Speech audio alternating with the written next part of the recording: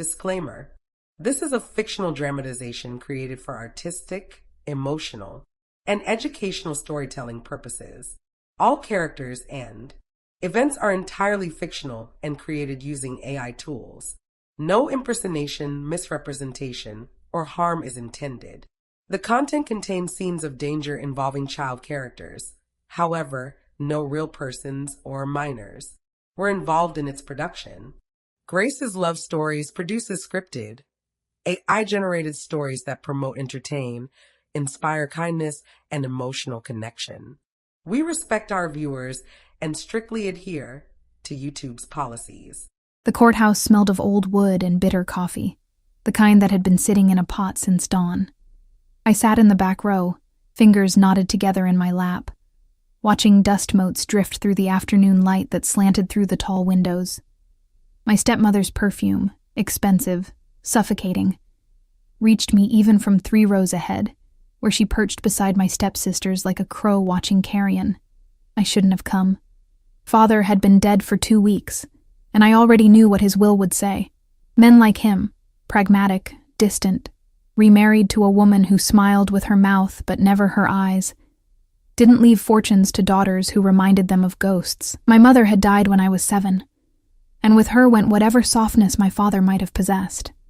He'd filled the void with Eleanor within a year, and she'd brought her own daughters, polished and sharp-tongued, who looked at me like I was a stain they couldn't quite scrub away. The lawyer's voice droned on, nasally and bored. Eleanor received the estate, the sprawling house with its manicured gardens, the one mother had loved, where she'd planted roses that still bloomed without her. My stepsisters, Victoria and Caroline, received trust funds that made them gasp and clutch each other's hands in theatrical delight.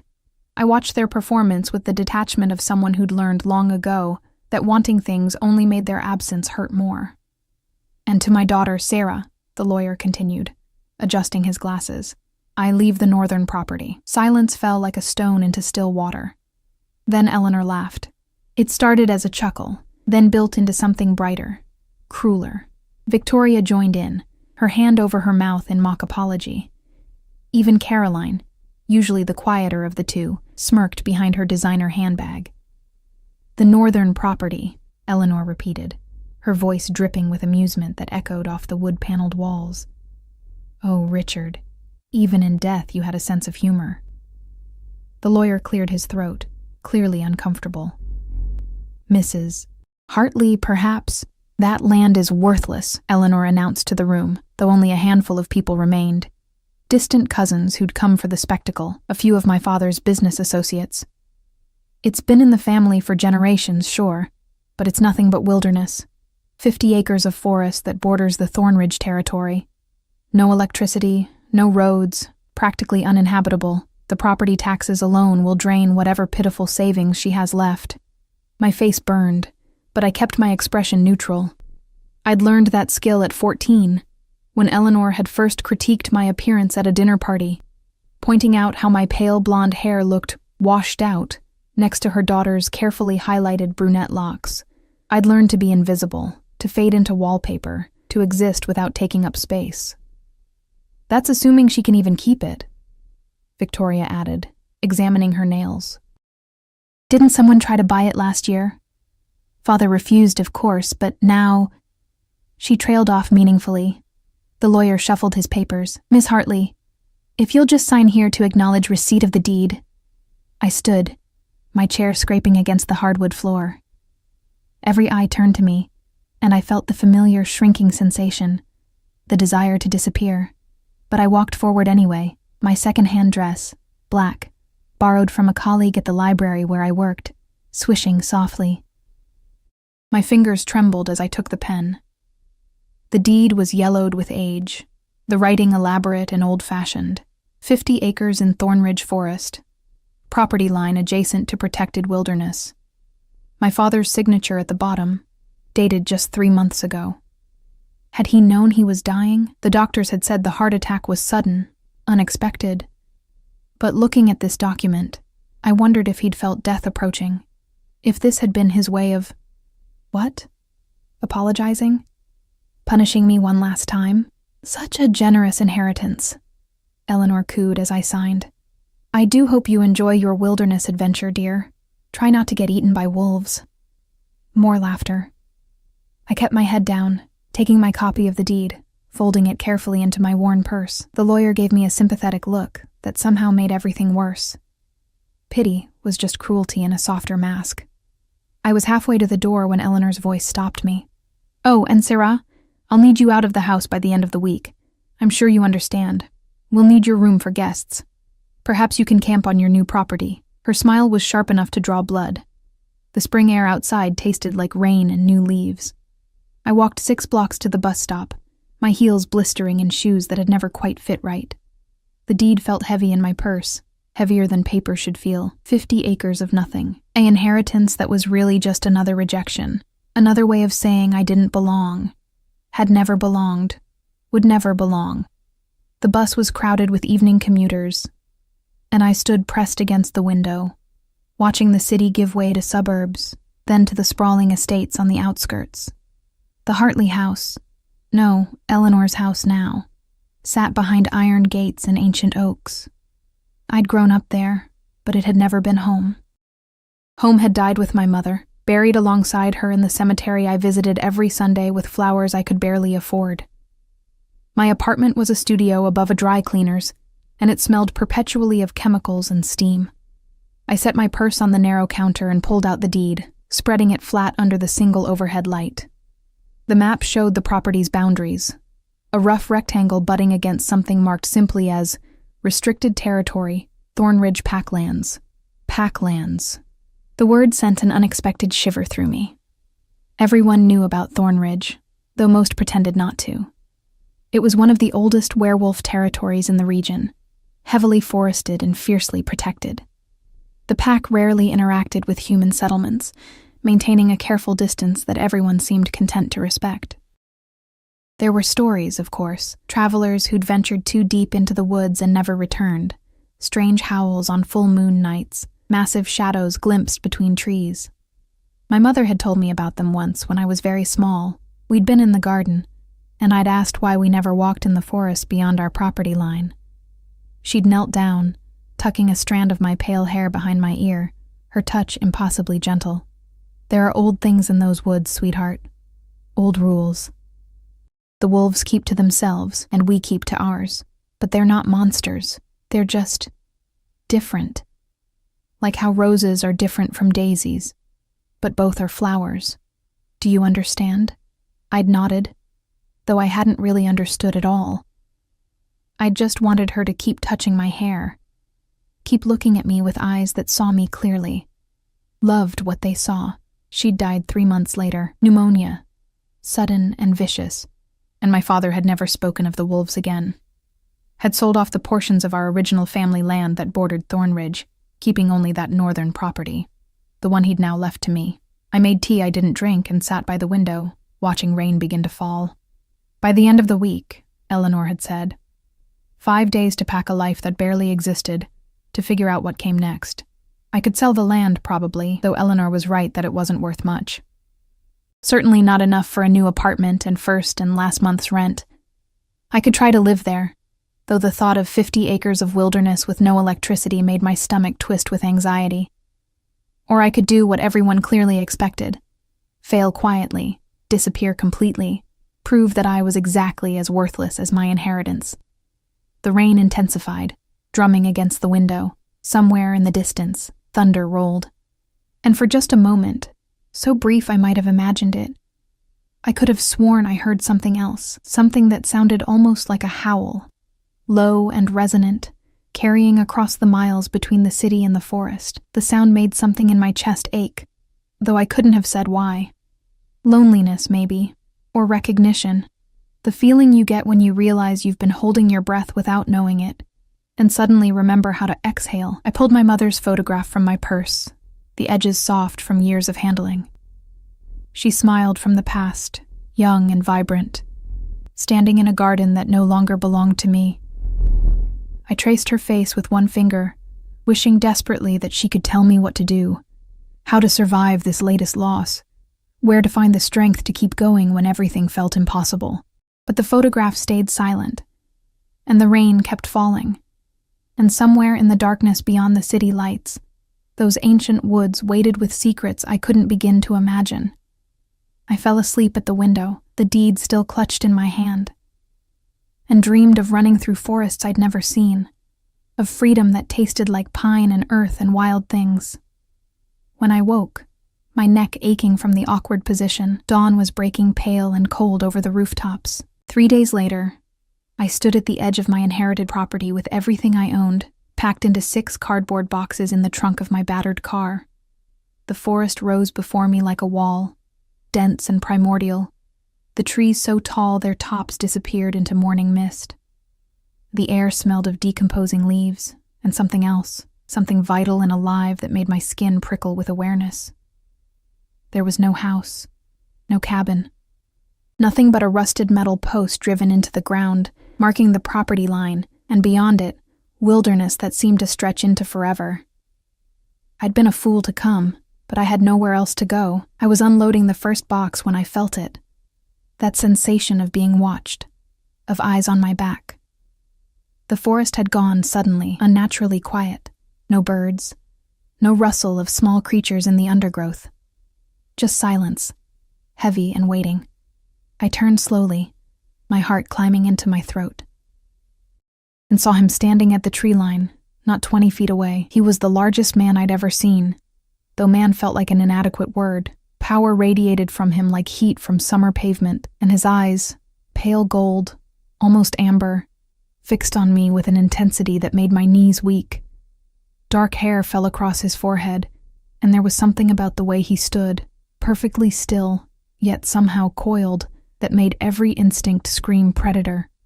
But it was the others that made my breath stop entirely. They emerged from the trees like shadows gaining substance, 7, 8, 9 of them, all male, all massive, all watching me with those same unsettling golden eyes. They moved with a fluid grace that was utterly inhuman, forming a loose semicircle that cut off any escape route. The pack. It had to be. The Thornridge wolves in human form, on what was supposed to be my land. The first man, their leader obviously, something in the way the others oriented toward him made that clear, took a step forward, then another. I should have run. Every fiber of my being screamed to run, but my legs had turned to stone, and all I could do was stand there, clutching my box of books like it might somehow protect me. He stopped just a few feet away, so close I could smell him. Pine and rain and something wild that made my head spin. His gaze moved over me slowly, assessing, and I felt stripped bare under that examination, every weakness exposed. "You're the Hartley girl," he said finally. His voice was deep, roughened, like gravel in a silk bag. Not a question, a statement. I managed a nod, not trusting my voice. The one who inherited this land, again, not a question. He knew, of course he knew. The wolves probably knew everything that happened in these forests, every change in ownership, every human who dared come too close. Yes, I whispered. I have the deed. It's legal. I'm not trespassing. We know what it is, he interrupted, and there was something almost amused in his tone. Richard Hartley's last joke, giving his unwanted daughter the one piece of land that borders our territory, the one piece we've been trying to acquire for 3 generations. My stomach dropped. I didn't know. I swear, I didn't. Of course you didn't.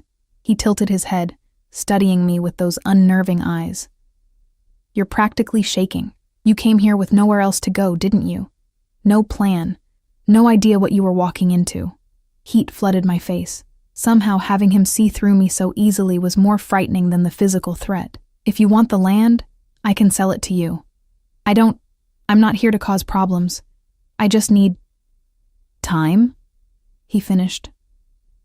A place to hide while you figure out what to do with a life that's falling apart. The accuracy of it stole my breath. I stared at him, this dangerous stranger who somehow saw everything I'd tried to keep hidden, and felt tears prick my eyes. I blinked them back furiously. I would not cry. Not here. Not in front of them. Something shifted in his expression, too quick to read. He turned his head slightly, and the others melted back into the forest as silently as they'd appeared, all except him. "My name is Dominic," he said quietly. "I'm the Alpha of Thornridge. And you, Sarah Hartley, have just become very, very interesting." The way he said my name, like he was tasting it, sent electricity down my spine. And in that moment, standing in the morning mist with nothing to my name but 6 boxes and 50 acres of wilderness, I had the strangest, most terrifying thought. My life had just changed forever. The boxes stayed in my car for 3 days. I couldn't bring myself to unpack them, to admit that this impossible situation was real. Instead, I slept in the back seat, curled under a thin blanket that smelled of the lavender detergent I'd used in my old life, when I'd had a washing machine and 4 walls and a door that locked. The forest pressed in around me at night, alive with sounds I couldn't identify. Rustlings and distant calls, the crack of branches, and sometimes, carried on the wind, voices that were too low and resonant to be entirely human. I knew they were watching. The wolves. I felt their eyes like phantom touches on my skin, tracking my movements as I rationed the granola bars and bottled water I'd brought. On the second morning, I woke to find a deer carcass 20 feet from my car, fresh and still warm, the killing wound clean and precise. A message, though I couldn't decide if it was a threat or an offering. I didn't touch it. By evening, it was gone. The library where I'd worked, where I'd spent 5 years reshelving books and helping patrons find obscure references, had let me go 2 days before my father's funeral. Budget cuts, they'd said, though I'd seen them hire someone new the following week. Someone with connections, with a family name that meant something.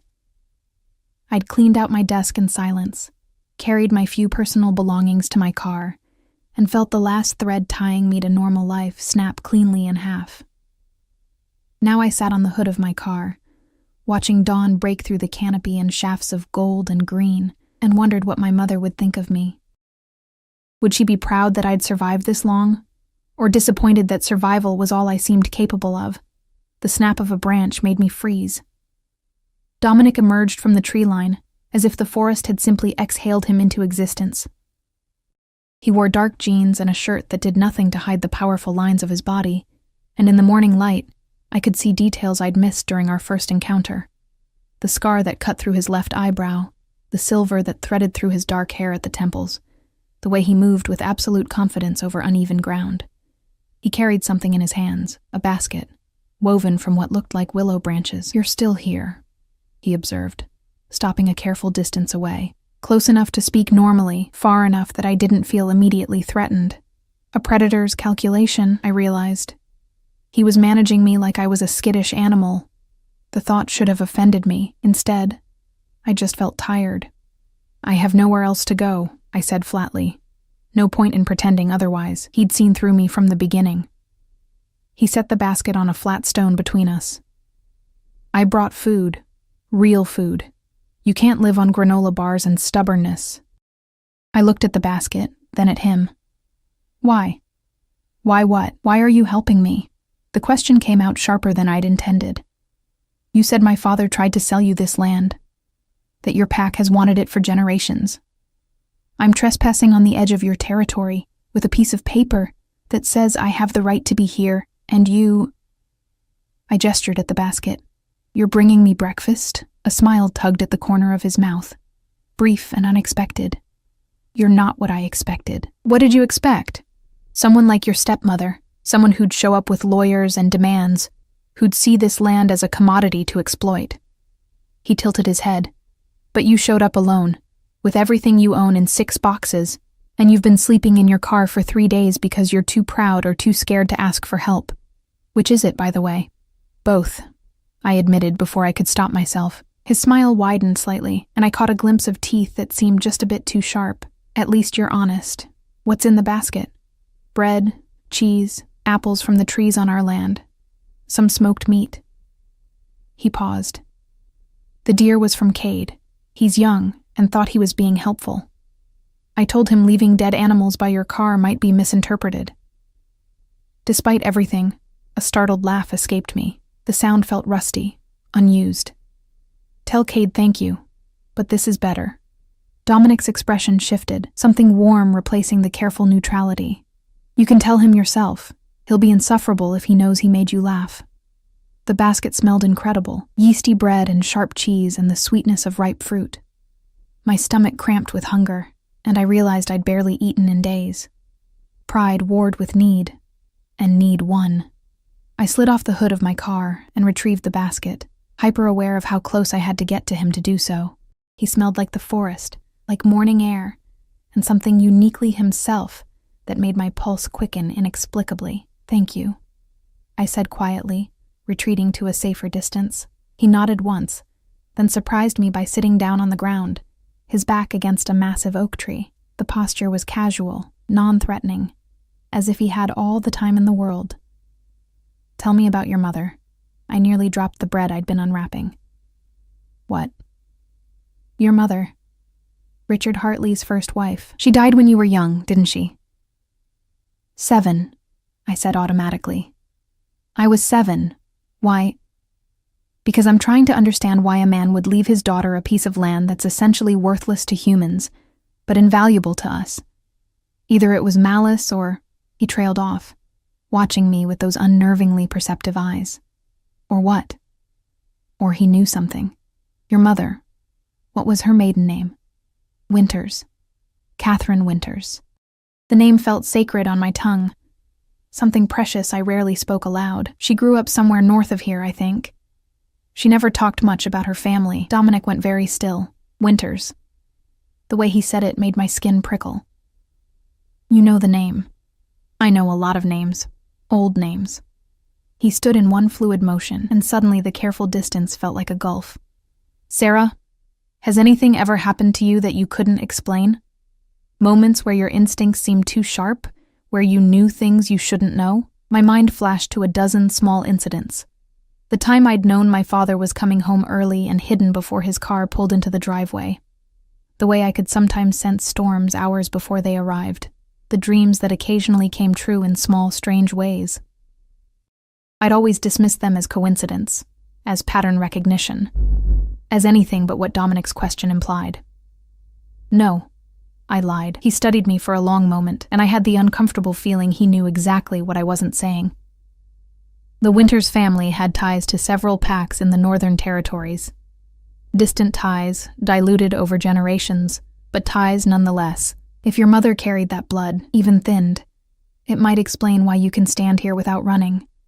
Why my pack isn't reacting to you the way they would to any other human this deep in our territory. The bread turned to ash in my mouth. "Are you saying I'm... what?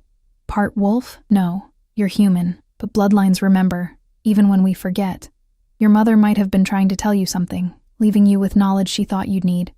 He moved closer, and I forced myself not to step back. "This land. It's a bridge, Sarah, between our world and yours. Your father might have been cruel, or he might have been giving you the only gift he knew how, a place where you could be safe, where old blood might count for something. I don't understand any of this, I know." His voice softened. "But you're going to have to try, because you can't live in your car forever. And winter comes early in these mountains. You need shelter, and the only shelter for 50 miles in any direction is on my land." My heart hammered. "You want me to come onto your territory? Into your pack?" "I want you to survive. The rest..." He shrugged. "The rest we'll figure out." It was insane. Everything about this was insane. I should have said no, should have gotten in my car and driven until I hit a city where I could disappear, where I could start over with nothing and somehow make it work. But I looked at the forest pressing in on all sides, at the deed in my pocket that was worthless except as kindling, at the 6 boxes that contained a life I no longer had, and I looked at Dominic, this dangerous stranger who'd brought me food, and spoke of bloodlines, and offered shelter, when he had no reason to help me at all. "Why?" I asked again. "Why do you care if I survive?" He was quiet for so long I thought he wouldn't answer. When he finally spoke, his voice was low, almost rough. "Because I've been alone for a very long time, Sarah. And you smell like autumn rain and old magic, and something I thought was extinct. You make my wolf restless in ways I don't entirely understand. And maybe that should scare me. But instead," he met my eyes, "instead, I think your father left you this land, knowing you'd have to come to me. Knowing that the only way you'd survive was if I chose to protect you, and I'm choosing to protect you, but I need you to choose to trust me. The intensity in his gaze made it hard to breathe. Trust. Such a simple word for something I'd forgotten how to do. Eleanor had taught me that trust was for fools, that everyone wanted something, that vulnerability was just another word for weakness. But standing here, with the morning sun filtering through ancient trees and a basket of food that someone had prepared for me, for no reason except that I was hungry, I felt something crack open in my chest. Something that had been locked tight since my mother died. "Okay," I whispered. Dominic's expression transformed. Relief, yes, but something else too. Something that looked almost like wonder. "Pack your boxes," he said. "I'll send Kate and the others to help. We have a cabin on the western edge of our main compound. It's small, but it's weatherproof and has electricity. You'll stay there." "I can't pay rent." "I'm not asking you to." He turned to go, then paused. "Sarah, for what it's worth, I don't think your father was being cruel. I think he was trying to save you the only way he knew how, by sending you somewhere you might finally belong." He disappeared into the forest before I could respond, leaving me standing alone with breadcrumbs on my fingers and a strange, terrifying hope blooming in my chest. 20 minutes later, 4 wolves emerged from the trees. Young men who introduced themselves as Cade, Finn, Rowan, and Silas, each carrying themselves with that same predatory grace. Cade was exactly as I'd imagined. Eager, bright-eyed, barely containing his excitement at being useful. Finn was quieter, observant, while Rowan and Silas moved with a synchronized ease that suggested they'd known each other forever. They loaded my boxes into a truck that appeared seemingly from nowhere, making jokes and asking careful questions that felt like tests. Where had I worked? The library. What did I like to read? Everything. Was I scared? Terrified. Did I know how to cook? Passably. Cade grinned at that last answer. "Good. Dominic's cooking is awful. We've been surviving on meat and potatoes for months." "He can hear you," Finn said dryly. "I know." Cade's grin widened. He knows I'm right. The easy camaraderie between them made something in my chest ache. This was what family looked like, I realized. Not the cold politeness of my father's house or Eleanor's cutting remarks disguised as concern, but this, teasing and trust and the security of knowing you belonged. The cabin Dominic had mentioned sat at the edge of a clearing, small but beautifully made, with a wraparound porch and windows that caught the afternoon light. Inside, it smelled of pine and something herbal. Sage, maybe. There was a bed with clean sheets, a small kitchen with a functioning stove, a bathroom with running water that seemed impossible given our location. Dominic built most of this himself, Rowan said, setting down my last box. About 5 years ago. We've been using it for guests, but honestly, we don't get many visitors. I can't imagine why, I murmured, and was rewarded with surprised laughter. After they left, I stood in the center of my new space and tried to process what had just happened. This morning, I'd been homeless and hopeless. Now I had a roof over my head and 4 new acquaintances who seemed genuinely pleased I was here. And Dominic. Complicated, intense, impossible to read Dominic, who'd looked at me like I was a puzzle he needed to solve, a mystery that mattered. I unpacked slowly, finding places for my few belongings. My mother's photograph went on the small table beside the bed. Her smile seemed different here somehow. Less sad. As if she'd been waiting for me to find this place, these people. As if she'd known all along where I'd end up. That night, lying in a real bed for the first time in days, I heard them. The wolves. Not distant anymore, but close, moving through the forest just beyond my windows. Their presence should have frightened me. Instead, I felt strangely comforted, as if I'd been wrapped in invisible arms that promised safety. Tomorrow I'd have to figure out what came next. How to live among them, how to earn my keep, how to navigate a world where the rules were written in instinct and hierarchy I barely understood. But tonight, for the first time in longer than I could remember, I fell asleep without fear. and dreamed of golden eyes watching me from the darkness, not with hunger, but with something that felt dangerously close to hope. I woke to the sound of voices outside my cabin, low, urgent, edged with tension. Dawn hadn't fully broken yet, the sky still caught between night and morning, that hushed blue-gray that made the world feel suspended. I pulled on jeans and a sweater, my hands clumsy with sleep and sudden anxiety, and cracked open the front door. Dominic stood in the clearing with 6 others, all in human form, but radiating that barely contained energy that marked them as other. One man I didn't recognize, older, with silver threading heavily through dark hair and scars that suggested a violent past, was speaking in a voice that carried despite its measured tone. Can't just bring a human into the heart of our territory without consulting the council. You know the laws, Dominic. You wrote half of them yourself. The laws exist to protect the pack, Matthias. Dominic's voice was calm, but there was steel underneath. Sarah isn't a threat. You don't know that. This from a woman with auburn hair pulled back severely, her pale green eyes sharp as broken glass. She's Richard Hartley's daughter. That family has caused us nothing but problems for 3 generations. She's also Catherine Winter's daughter, Dominic countered. Or have you forgotten what that name means? The woman, I thought her name might be Elena, from something Cade had mentioned, stiffened. Rumors, old stories. Are they? Dominic turned to face her fully. You felt it when she arrived. We all did. The land responded to her presence. The land responds to many things, Matthias said carefully. That doesn't mean... It means we pay attention. Dominic's tone sharpened. It means we don't turn away someone who might be exactly what we've been waiting for. What you've been waiting for, Elena corrected. The rest of us are content with how things are. I should have stayed inside, should have pretended I hadn't heard any of this. But my mother's voice echoed in my memory. Something she'd said once about cowards and consequences, about how hiding never solved anything. So I stepped fully onto the porch, letting the door swing shut behind me. 7 pairs of eyes snapped to me instantly.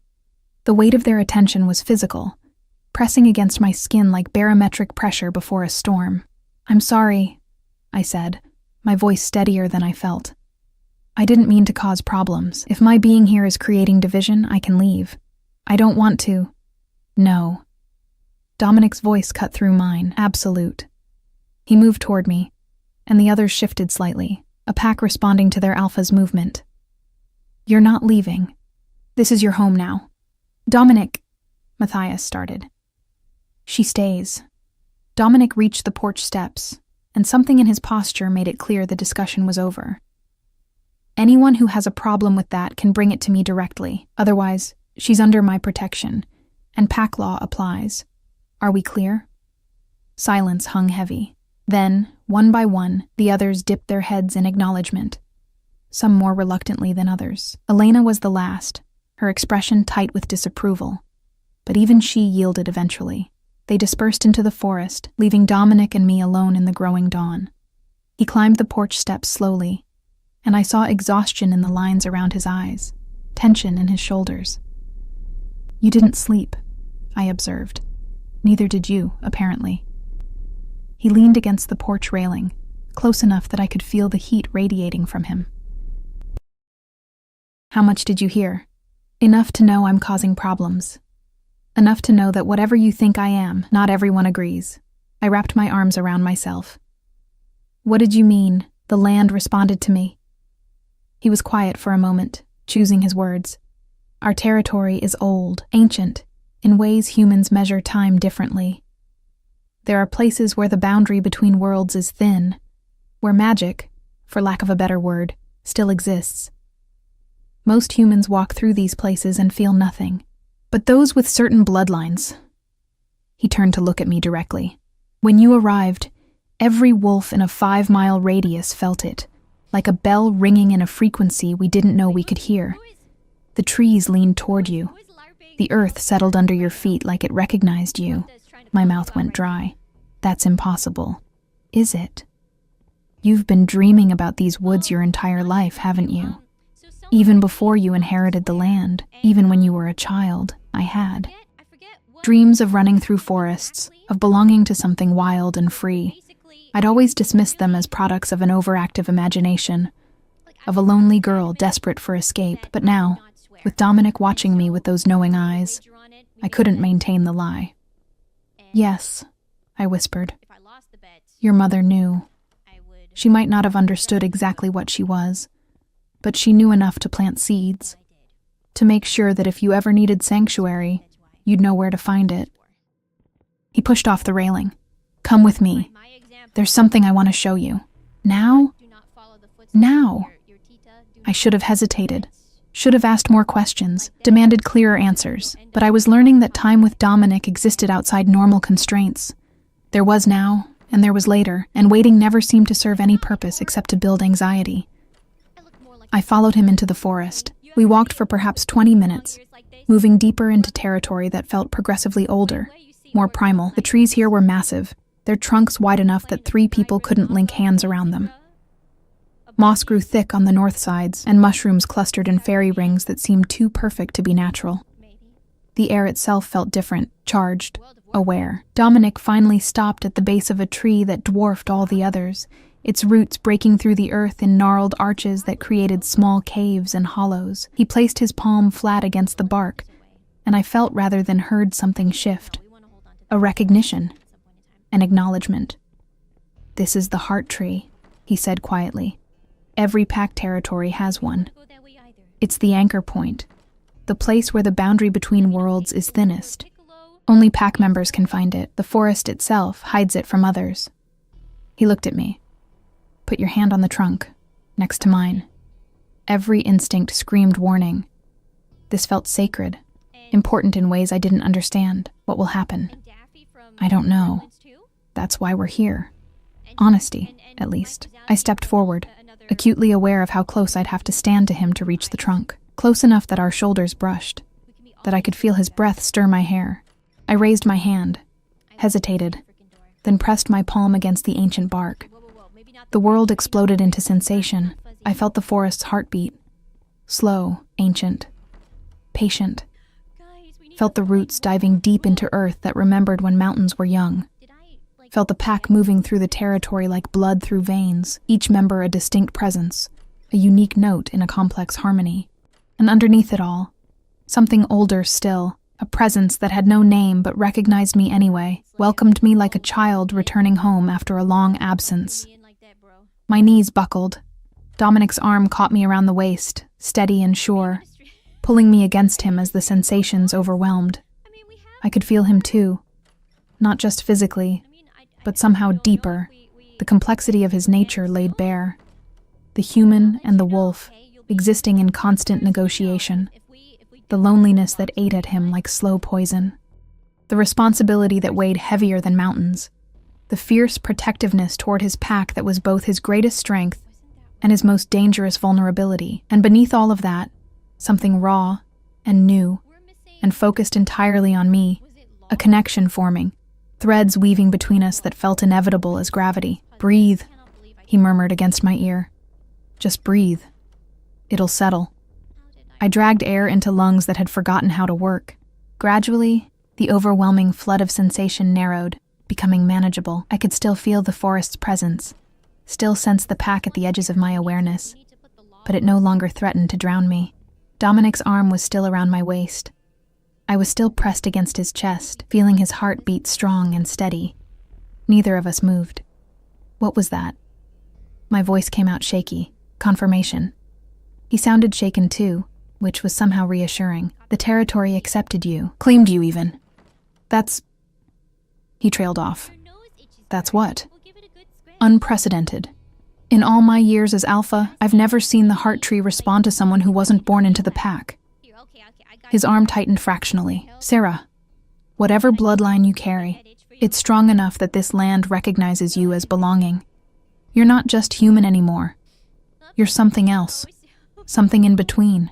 I should have been terrified. Instead, I felt a strange sense of rightness, as if something that had always been slightly out of alignment had finally clicked into place. What does that mean? It means Elena and the others can protest all they want, but the territory itself has made its choice.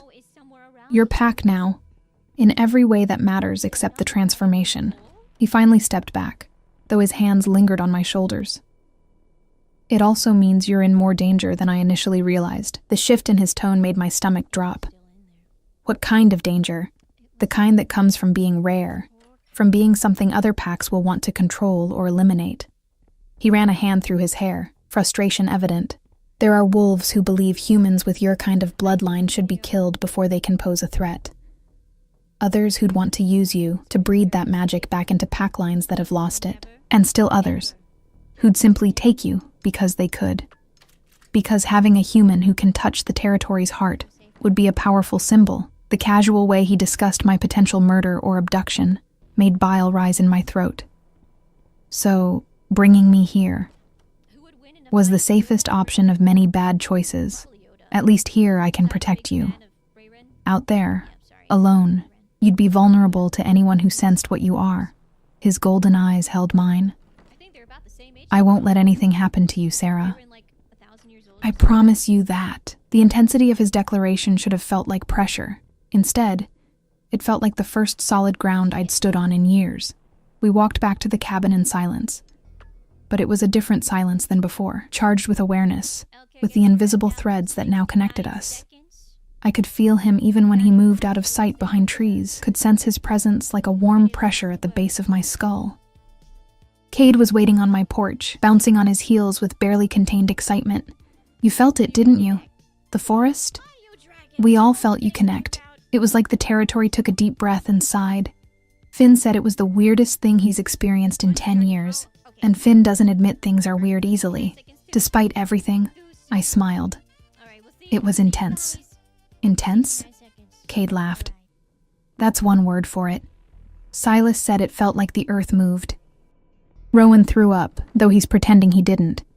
And Elena, he caught himself, glancing at Dominic. Elena will adapt, Dominic said firmly. Everyone will. This is how things are now. Good. Cade's grin widened. Because we're having a gathering tonight, and Sarah's officially invited. It's tradition when someone new joins. We feast, we tell stories. We make them feel welcome. Or, we try to. Sometimes it's more chaotic than welcoming, but the food is always good. Cade, Dominic started. She should come, Cade insisted. The pack needs to meet her properly, not just sense her from a distance, and she needs to meet us. Besides, if she's going to live here, she might as well jump in the deep end, right? He had a point. Hiding in my cabin wouldn't make integration easier. It would just postpone the inevitable awkwardness. What time? Sunset. We gather at the main hall. It's the big log building about a quarter-mile north of here. You can't miss it. Cade hesitated. Fair warning. We're loud. We eat a lot. And some of us have terrible manners. But we mean well. I think I can handle terrible manners. That's the spirit. He bounded off the porch with that endless energy, calling back over his shoulder, wear something comfortable. Things tend to get messy after the second round of drinks. When he disappeared into the trees, I turned to find Dominic watching me with an unreadable expression. You don't have to go if you're not ready. I think I'll never be ready, but he's right. Avoiding everyone just makes it worse.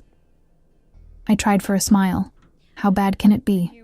You're asking the wrong question, but there was warmth in his voice. The question isn't how bad, it's how overwhelming. My pack is intense when they want to be, and they're going to be very curious about you, about what you mean. What do I mean? He was quiet for a long moment, then, I'm still figuring that out. But Sarah, his voice dropped, becoming something softer, more dangerous. Whatever this is between us, whatever the territory recognized, it's not nothing. I need you to understand that. My heart hammered. I understand. Do you? He climbed the steps until we were eye level, until I could see gold flecks in his irises, could count the silver threads in his dark hair, because I'm trying very hard to be honorable here, to give you space and time and choices. But when you touched that tree, when the forest claimed you, I felt it too. Every instinct I have is screaming that you're mine to protect, mine to keep, mine. And I'm alpha enough to usually trust those instincts, but I'm also human enough to know that you deserve better than a possessive wolf with control issues. The confession hung between us, raw and honest. I should have stepped back. should have put distance between us before this became something irreversible. But I'd spent my entire life stepping back, making myself smaller, accepting less than I deserved because asking for more felt impossible. What if I don't want better? The words escaped before I could stop them. What if I want exactly this, complicated and intense and terrifying? Something blazed in his eyes, triumph and relief and hunger all mixed together. He reached up slowly, giving me every chance to move away, and tucked a strand of pale hair behind my ear. His fingers lingered against my cheek, rough and warm. "Then you're braver than I gave you credit for," he murmured. "And we're both in trouble." He left before I could respond, disappearing into the forest with that preternatural grace, leaving me standing on my porch with my heart racing and the certainty that I'd just crossed a line I could never uncross. The rest of the day passed in a strange blur. I tried to distract myself with unpacking, with organizing the cabin, with anything that didn't involve thinking about golden eyes and promises, and the feeling of belonging that had bloomed in my chest like wildfire. But when sunset finally came, painting the sky in shades of amber and rose, I found myself walking north toward the main hall with my pulse hammering and my hands clenched at my sides. The building Kate had described loomed ahead, massive logs fitted together with obvious skill, windows glowing warm in the gathering dusk. I could hear voices inside, laughter and conversation that sounded so normal it was almost jarring. I stood at the base of the steps, gathering courage, when the door swung open and Finn appeared. He studied me for a moment, then nodded once. Approval or acceptance, I couldn't tell. "They're waiting," he said simply. "Don't let them intimidate you. Most of it is theater." "Most of it?" His mouth quirked. "Elena's legitimate, but the rest are just curious." He held the door open. "Coming?" I climbed the steps, crossed the threshold, and walked into a room full of wolves. The conversation died instantly. Dozens of faces turned toward me, some curious, some wary, some openly assessing. I felt exposed, pinned by their collective attention, every inadequacy highlighted. Then Dominic stood from where he'd been sitting near the massive stone fireplace, and the room's focus shifted to him. "This is Sarah," he said, his voice carrying easily. "The territory has claimed her as pack. Anyone who has an issue with that can take it up with me directly." The challenge in his tone was unmistakable. No one spoke. Good. He moved through the crowd toward me, and people parted automatically, responding to his authority. When he reached me, he placed a hand on the small of my back, a gesture that was both protective and possessive. "Welcome home, Sarah." And despite the staring eyes and uncertain future, despite Elena's tight-lipped disapproval visible across the room, and the magnitude of everything I still didn't understand, I believed him. This was home. Finally. The gathering lasted until well past midnight, and by the end, my cheeks ached from smiling, and my mind spun with names and faces I'd never managed to keep straight. True to Cade's warning, the pack was loud, boisterous in ways that felt foreign to someone raised in Eleanor's house of careful manners and cutting silences. Here, people laughed with their whole bodies, argued passionately over trivial things, and touched each other with casual affection that spoke of deep bonds. Rowan had appointed himself my unofficial guide, pointing out key members between bites of venison that had been roasted over an open fire pit behind the hall. "That's Marcus. He's second in command, Dominic's right hand. Been with him since the beginning. The woman with the dark braid talking to Matthias is Sage. She's our healer. Knows more about herbs and medicine than anyone I've ever met. And those three causing trouble by the drinks table are the youngest, twins named Ash and River, and their cousin Bryn. They're harmless, mostly. I watched the dynamics unfold, the way people oriented around Dominic even when he wasn't actively leading. He moved through the crowd with practiced ease, stopping to listen to concerns, settling minor disputes with a word or a look, touching shoulders and exchanging quiet words that seemed to carry weight. This was what leadership looked like, I realized. Not the distant authority my father had wielded, but something more intimate, more demanding. Elena kept her distance, though I felt her gaze track me throughout the evening. When our eyes finally met across the room, I didn't look away. Whatever her reservations, I was here now, and running had never solved anything. It was Sage who eventually approached me, carrying 2 cups of something that smelled of honey and spices. "You look overwhelmed," she observed, offering me one of the cups. "This will help. It's mead, our own recipe. Not too strong, but enough to take the edge off."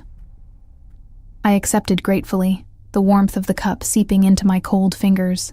"Is it that obvious?" "Only to someone who knows what to look for." She settled beside me on the bench, her presence calm and grounding. I remember my first gathering after I joined the pack. I was so terrified I hid in the kitchen for 2 hours. "You're not born pack?" "No. I came from a smaller territory down south about 8 years ago. Dominic offered me sanctuary when my old pack had issues." The way she said it suggested complications I shouldn't pry into. "It took time to adjust, to find my place here, but I did.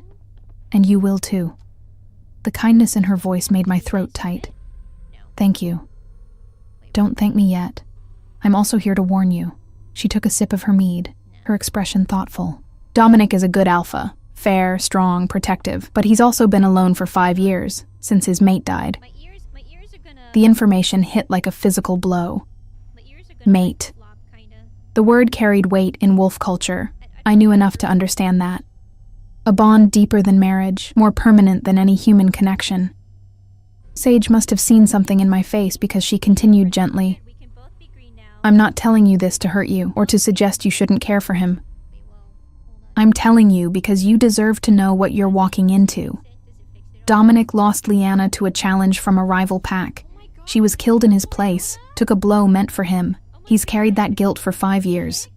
And it's made him careful, cautious about letting anyone close.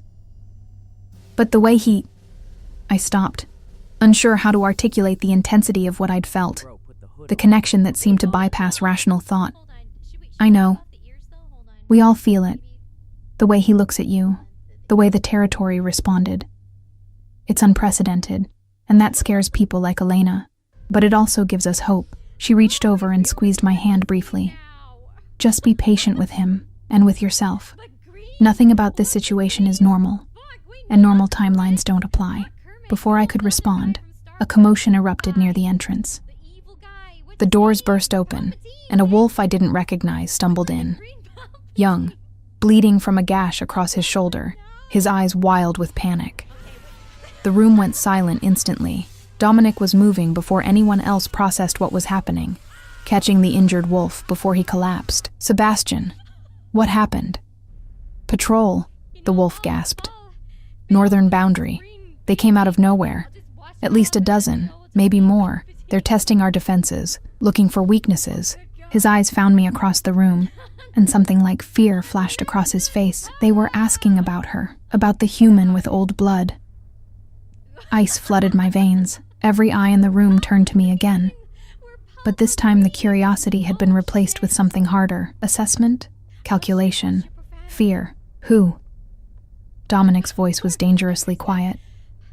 "What pack?" "Couldn't tell. They masked their scent, moved like ghosts. But their leader..." Sebastian swallowed hard. "He said to tell you that what belongs to the territory is of interest to many. That you should consider sharing before someone decides to take." The threat hung in the air, ugly and unmistakable. Dominic's expression went absolutely cold, the kind of cold that suggested violence held in check by sheer force of will. "Get him to Sage. Now. Marcus, Matthias, Finn, with me. Rowan, Silas, secure the perimeter. Cade, take Sarah back to her cabin and stay with her." "Dominic," I started. "Not now." He cut me off, already moving toward the door. "Cade, don't let her out of your sight." Then he was gone, Marcus and the others following, and I was left standing in a room full of wolves who were looking at me like I was a bomb about to explode. Cade appeared at my elbow, his earlier playfulness replaced by grim determination. "Come on, we need to go." The walk back to my cabin felt endless. Cade stayed close, his body positioned between me and the dark forest, his attention split between the path ahead and the shadows on either side. I could feel his tension, the way every muscle was coiled and ready. "This is my fault," I said quietly. "I shouldn't have come here. I should have..." "Should have what? Stayed in your car until winter killed you?" Tried to survive alone with no resources and nowhere to go? Cade's voice was sharp. This isn't your fault, Sarah. It's the fault of whoever decided that ancient bloodlines are more important than basic decency. We reached the cabin without incident. But Cade didn't leave. He checked every window, every lock, then positioned himself in the chair by the door with a knife I hadn't noticed him carrying. You don't have to stay, I said, though I was grateful he was. Yes, I do. Dominic would have my hide if anything happened to you. He tried for his usual grin, but it didn't quite reach his eyes. Besides, I'm good company. I know all the best stories. Tell me about Leanna. He went still. Sage told you. She thought I should know. Cade was quiet for a long moment, his fingers drumming against the chair's arm. Leanna was... she was fierce. Strong and beautiful and absolutely fearless. She and Dominic were matched from childhood. Their families arranged it, but they actually fell in love anyway, which everyone said was lucky. He stared at the door, but I had the feeling he was seeing the past. When the Red Hawk Pack challenged for territory 5 years ago, she was supposed to stay back, protected. But during the fight, their alpha went for Dominic while he was engaged with another wolf. Leanna saw it, and she... He trailed off. She saved him. Yeah. Took the claws meant for his throat. By the time he got to her, it was too late. The wounds were too severe, even for our healing. She died in his arms. His voice roughened. He went feral after that, killed the Red Hawk Alpha with his bare hands, drove the whole pack out of the territory. It took Marcus and Matthias both to pull him back from the edge, and when he finally came back to himself, the guilt nearly destroyed him. He blamed himself for her death, for not being fast enough, strong enough, aware enough. My heart ached for the man who'd brought me food and shown me the heart tree, who carried that kind of loss like a physical weight. He's not responsible for someone else's choice. Try telling him that. Cade's expression softened. But you're different. I don't think he's letting himself acknowledge it fully yet, but we all see it. The way he looks at you isn't how he looked at Leanna. It's something else. Something that scares him, I think, because it feels like betrayal to move on. I don't want to replace her. You couldn't if you tried, but maybe that's the point. You're not supposed to replace her. You're supposed to be something new, something he didn't expect and doesn't know how to handle. Cade met my eyes. Just don't give up on him too quickly. He's worth the patience. We sat in silence after that, listening to the night sounds of the forest. Hours passed with agonizing slowness. I tried to read, but the words blurred together meaninglessly. Tried to sleep, but every sound made my heart race. Cade stayed alert, his posture never relaxing, his attention fixed on protecting me. Dawn was just beginning to lighten the sky when Dominic finally returned. I heard him before I saw him. The sound of boots on the porch, a low exchange between him and Cade. Then the door opened, and he stood there, looking exhausted and furious and relieved all at once. They're gone, he said without preamble. For now. We reinforced the patrols, set up additional watchers, but Sarah... He moved into the cabin, and Cade quietly slipped out, leaving us alone. I need to know everything about your mother's family. Every detail, no matter how small or insignificant it seems, because whoever those wolves were, they know things about your bloodline that we don't, and that makes you a target. I wrapped my arms around myself, suddenly cold despite the cabin's warmth. I don't know much. My mother never talked about her family. I always assumed they were dead, or that she'd left on bad terms. The only thing she ever said was that her grandmother had been different, special, that she could sense things others couldn't, could talk to the forest like it was alive. Dominic went very still. What else? She said that her grandmother warned her, that the gift would skip a generation, that I might inherit it, but I never understood what she meant. I just thought it was stories, the kind parents tell children to make them feel special. It wasn't stories. He sat down heavily on the couch, scrubbing a hand over his face. Sarah, your great-grandmother was probably a bridge walker, someone born with the ability to move between the human world and ours, to speak directly to the land itself. They're incredibly rare, and most bloodlines lost the ability generations ago. But if you carry even a fraction of that power... He looked up at me. You're not just valuable. You're potentially one of the most powerful assets any pack could have. You could strengthen territory bonds, heal corrupted land, even mediate between feuding packs. In the wrong hands, you could be used as a weapon. The implications crashed over me like ice water. So what do? You stay here. You let me protect you, and you learn to control whatever abilities you have before someone else tries to control them for you. He stood, crossing to where I stood frozen by the window. I know this isn't what you signed up for when you inherited that land. I know you came here looking for shelter, not a war, but I meant what I said. I will keep you safe, whatever it takes. The ferocity in his voice, the absolute conviction, made something in my chest crack open. This man who barely knew me, who had every reason to see me as a burden, was promising to stand between me and danger, was looking at me like I mattered, like my survival was worth fighting for. Why? The question came out barely above a whisper. Why does it matter so much to you? He was so close now I could see the exhaustion in his eyes, the fine lines that spoke of hard years and harder choices.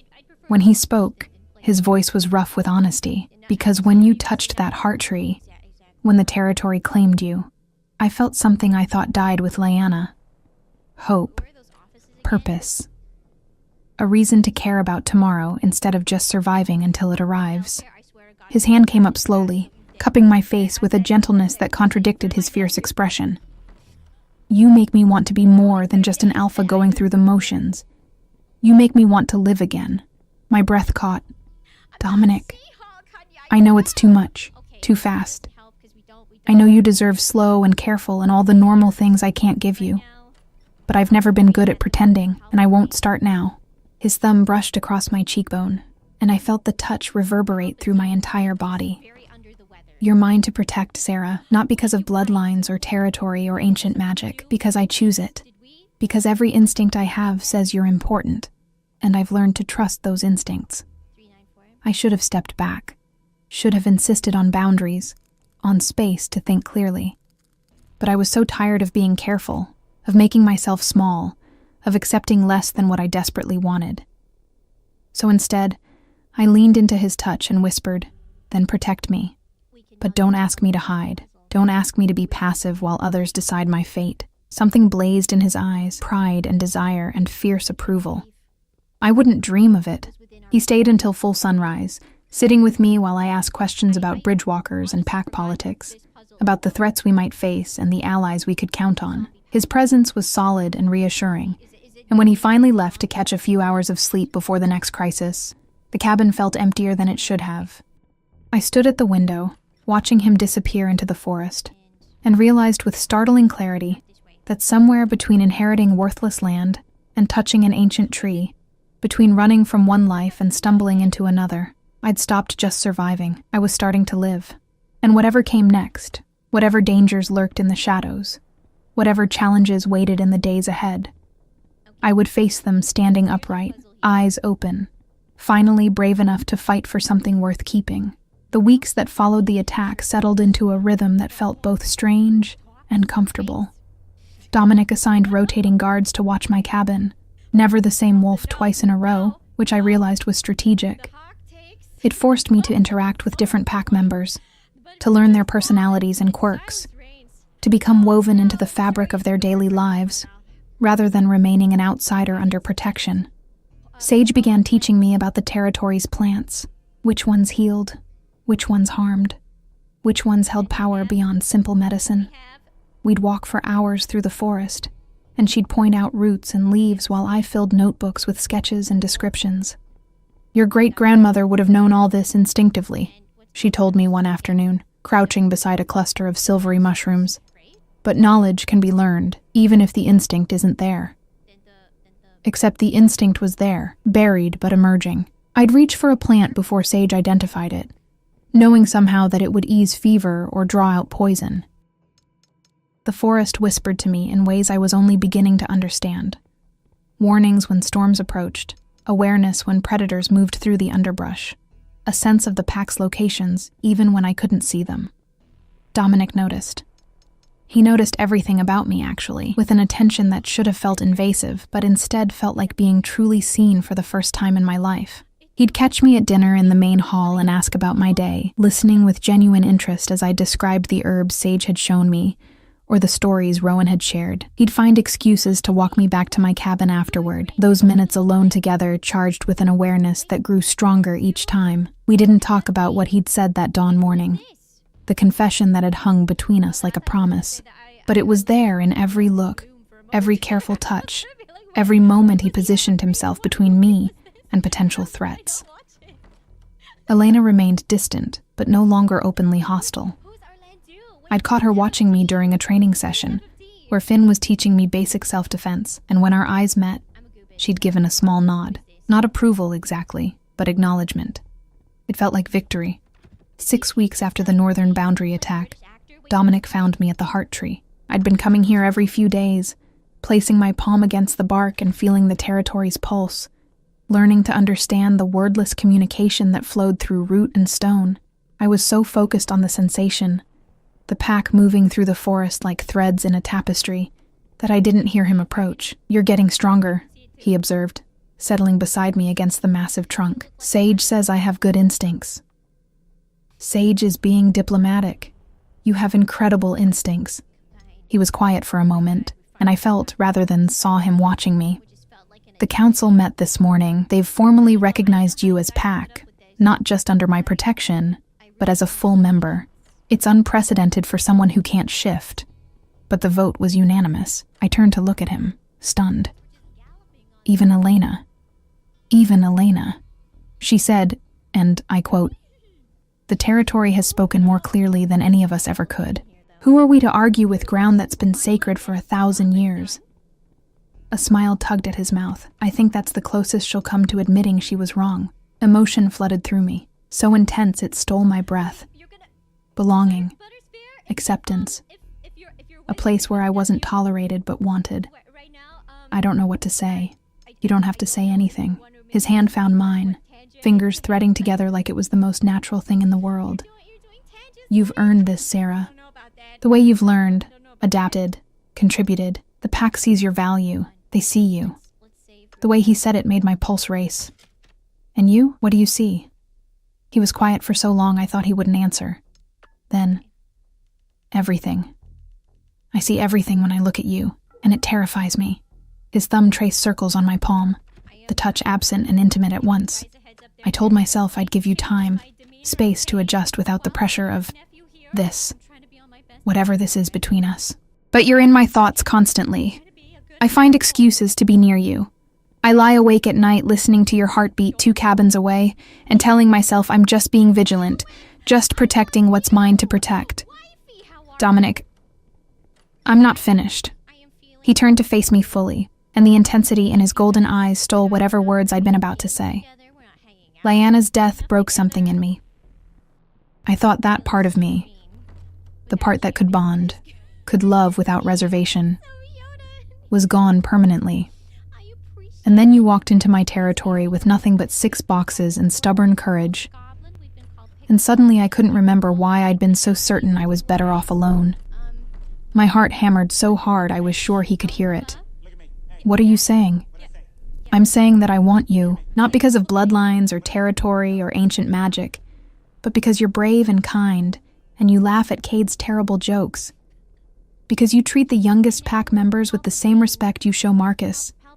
Because you've been through hell, and somehow haven't let it make you cruel." He reached up, cupping my face with both hands now, holding me like I was precious. "I'm saying that if you'll have me, broken edges and difficult past and all, I'd like to stop pretending this is just about protection." The world narrowed to just us. His hands warm against my skin, his eyes searching mine for an answer I'd been holding since the moment he'd walked into that courthouse clearing. "I don't want perfect," I whispered. "I never have. I just want real. I want someone who sees me and doesn't flinch. And Dominic, you've never once looked away." Something in his expression cracked open, relief and wonder and hunger all mixed together. "Then say yes." "Yes to what?" "To this. To us. To letting me court you properly, the way you deserve. To giving this He gestured between us. Whatever this becomes, a real chance. The smile that spread across my face felt like sunrise. Yes. He kissed me then, and it was nothing like the careful, controlled man I'd come to know. It was raw and honest and desperate, like he'd been holding back for so long that my permission had shattered every restraint. I kissed him back just as fiercely, pouring every lonely year, every rejection, every moment of feeling invisible into showing him exactly how much I wanted this. When we finally broke apart, both breathing hard, he rested his forehead against mine. "I'm going to do this right," he murmured. Slowly, properly. The pack will expect courting rituals, traditions. I don't care about traditions, I know, but I do, because you deserve every single one. He pressed a softer kiss to my forehead. "Let me do this right, Sarah. Let me show you what it means to be cherished." The word echoed through me like a bell. Cherished, not tolerated, not accepted despite flaws, but cherished, chosen deliberately, wanted intentionally. We walked back to the main compound hand in hand as sunset painted the sky in shades of amber and rose. Pack members we passed smiled knowingly, and I realized they'd probably sensed the shift between us, the way the bond had solidified into something undeniable. That night, the pack gathered again, not for any formal reason, but because that's what families did. They came together, shared food and stories, celebrated small victories, and supported each other through challenges. I sat beside Dominic at the long table, his hand resting on my lower back, and listened to Cade dramatically recount a hunting mishap that had everyone laughing. This was belonging. This was home.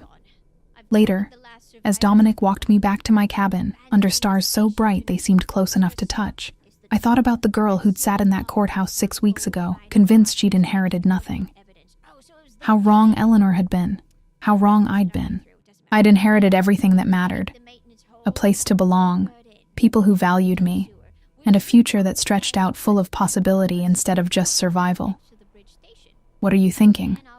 Dominic asked, his arm around my shoulders. That my father's last gift wasn't cruel after all. It was the kindest thing he ever did for me. I looked up at this fierce, complicated man, who'd somehow become my safe harbor. He sent me exactly where I needed to be. Dominic's answering smile was soft with understanding. Then I owe Richard Hartley a debt I can never repay. He kissed me goodnight on my porch, sweet and lingering, then waited until I was safely inside before disappearing into the forest. Through the window, I watched his silhouette merge with shadows, and felt the territory's awareness wrap around me like a blanket. The pack settling for the night, the forest keeping watch, Dominic's presence a steady warmth at the edge of my consciousness. I'd come here with nothing, and found everything. Found purpose in learning, found strength in vulnerability, found love in the last place I'd ever expected to look. The deed that had seemed like a final rejection had actually been a key, unlocking a future my mother had somehow known waited for me.